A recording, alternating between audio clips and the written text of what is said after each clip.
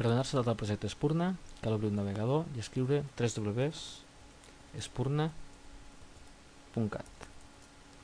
Això ens du a la pàgina principal del projecte, en la qual trobarem informació sobre aquest, i tenim també l'enllaç als 4 portals que consten. En aquest cas seleccionarem el portal Claustre, que és el portal de reunió del professorat. En aquest hi trobem un enllaç que es diu Instruccions d'alta del professorat, i aquí les instruccions per donar-se d'alta. 2 passos. El primer pas, disposar d'una adreça de l'Extec, i el segon, seleccionar alta del servei per omplir un formulari.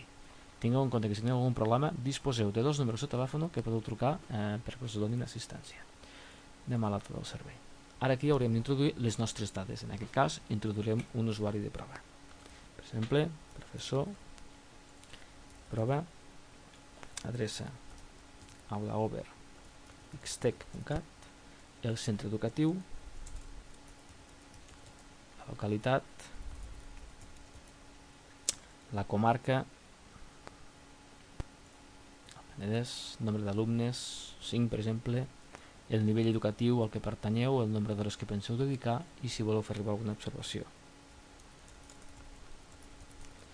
També cal llegir-se els termes del portal, bàsicament és la llei de protecció de dades, que cal entendre i acceptar-los, i enviem el formulari d'alta. En un termini de 24 hores rebreu un correu electrònic amb l'usuari i contrasenya per poder entrar a qualsevol dels portals.